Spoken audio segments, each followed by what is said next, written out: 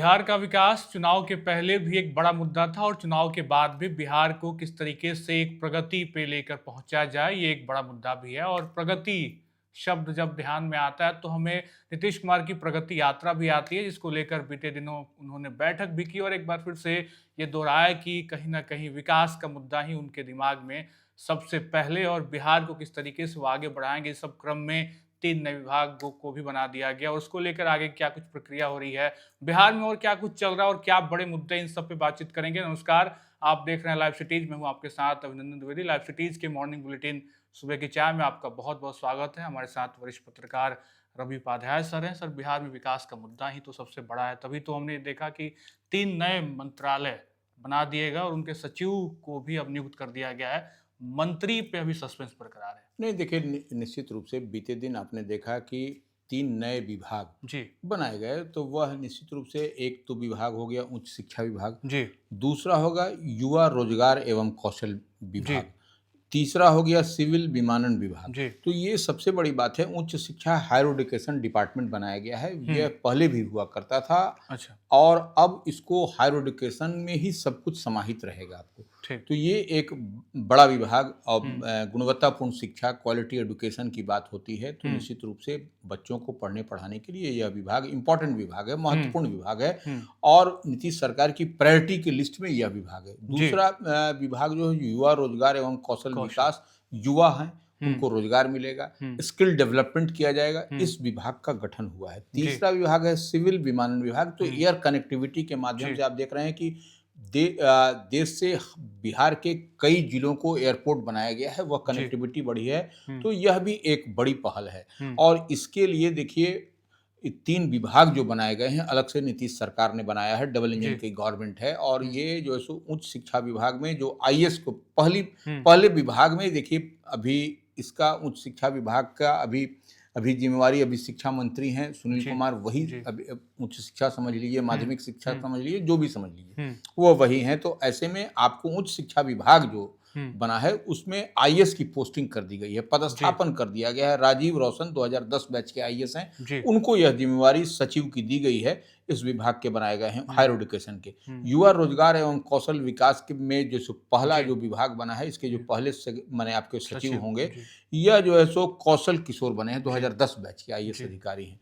इसी तरह से सिविल विमानन विभाग के विशेष सचिव जो बने हैं वह है नीलेश रामचंद्र देवरे, यह 2011 बैच के वरिष्ठ अधिकारी हैं, इनको बनाया गया है। तो यह एक बड़ी जिम्मेवारी निश्चित रूप से दी गई है और यह आपको नीतीश सरकार जो डबल इंजन की सरकार कही जाती है, काम के लिए जानी जाती है और यह नीतीश कुमार का काम बोलता है, वह अपने नहीं बोलते, उनका काम बोलता है, यही उनकी अपनी यूएसपी भी है। तो निश्चित रूप से जो एनडीए की सरकार जो प्रचंड बहुमत के साथ जीत करके आई है, तो वो इस बार कुछ आपको नए नए एक्सपेरिमेंट नए नए तरीके से कर रही है, सो दैट कि बिहार में भी कुछ काम दिखाई पड़े और एक नई परिभाषा भी गढ़ी जाए विकास की।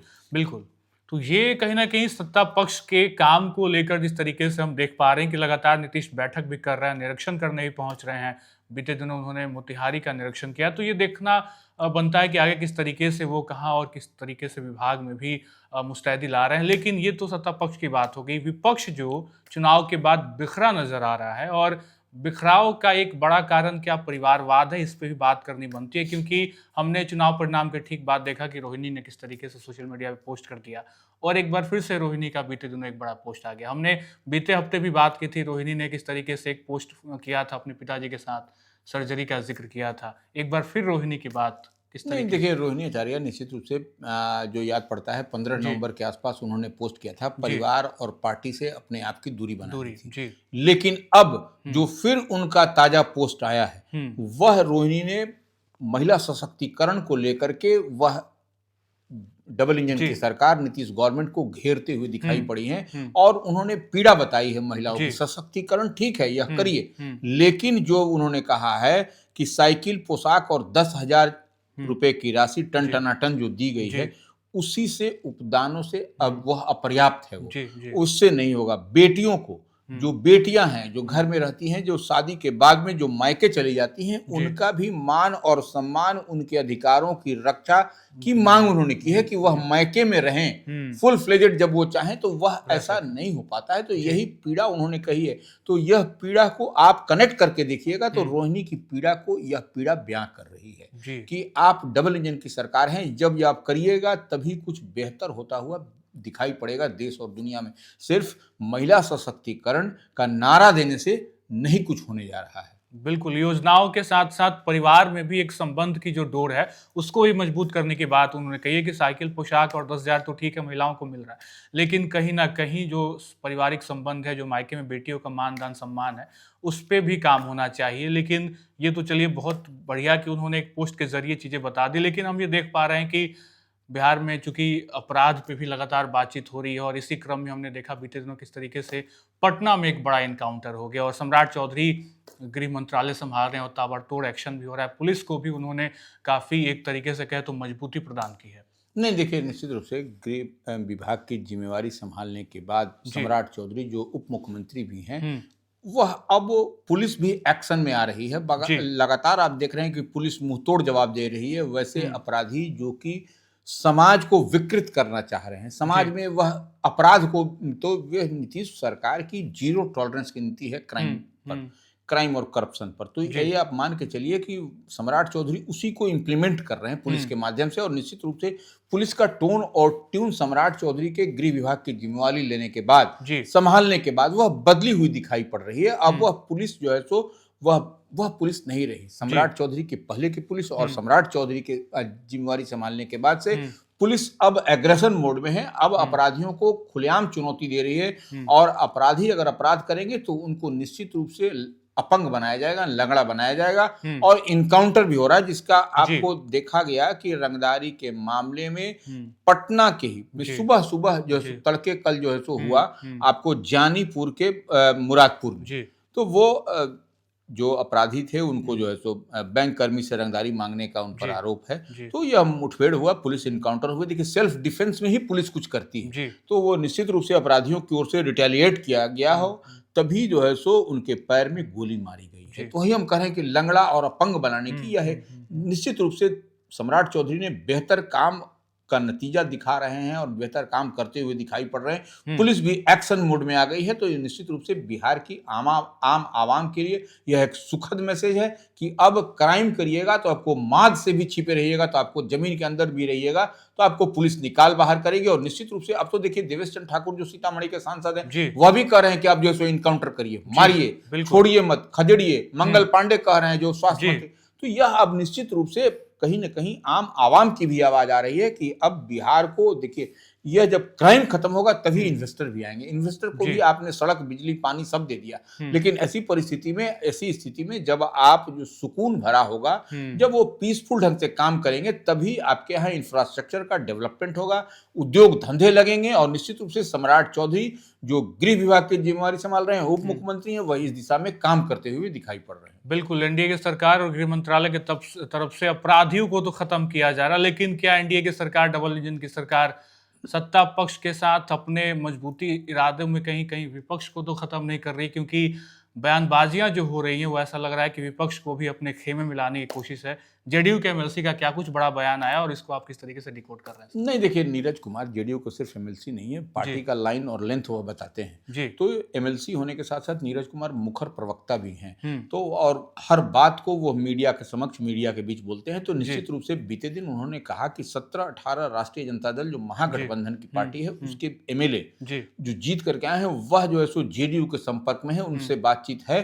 तो यह अब कहीं ना कहीं तेजस्वी यादव की गैर मौजूदगी में कहीं ऑपरेशन तो नहीं हो जाएगा, यह बात की चर्चा हो रही है कि कहीं आरजेडी में ऑपरेशन नहीं हो जाए, आरजेडी के 17-18 विधायक पाला बदल के इधर नहीं चले आए। तो यह भी देखने और समझने वाली बात होगी कि जब नीरज कुमार कोई बात कह रहे हैं कि उनके संपर्क में है आरजेडी के ऐसे 17-18 एमएलए, तो निश्चित रूप से कहीं ना कहीं आपको इसको बिटवीन द लाइंस को समझना पड़ेगा कि क्या कारण है। और तेजस्वी यादव की अनुपस्थिति, गैर मौजूदगी, यह एक बड़ा एक ओपन फील्ड भी दिखाई पड़ रहा है। तो ऐसे में लगातार समाजवादी नेता हैं, बड़े चेहरे हैं आरजेडी के, मंगनीलाल मंडल प्रदेश जी। अध्यक्ष हैं, वह मीटिंग सिटिंग कर रहे हैं, बात कर रहे हैं, लेकिन बावजूद इसके आप देखिए कि जब एमएलए ही इधर से उधर होंगे जी। तो निश्चित रूप से आपने देखा भी था कि फ्लोर टेस्ट के दौरान जब नीतीश गवर्नमेंट का जो फ्लोर टेस्ट हो रहा था, जब तो उस दरमियान किस तरीके से ट्रेजरी बेंच में जाकर के इधर के विधायक जाकर के जो विपक्ष के विधायक थे जाकर बैठ गए थे। तो यह कोई कहने और कमाने की बात नहीं है, यह तो आपको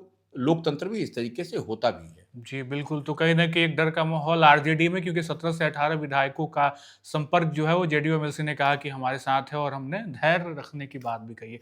ये तो बात आरजेडी की हो गई, लेकिन आरजेडी की जब भी ज़िक्र होगी तो तेजस्वी यादव के साथ तेज प्रताप का ज़िक्र भी बनता है, क्योंकि पार्टी परिवार से निष्कासित के बाद अब तेज प्रताप अपनी पार्टी को चला तो रहे हैं, लेकिन चुनाव में उनकी हार हो गई।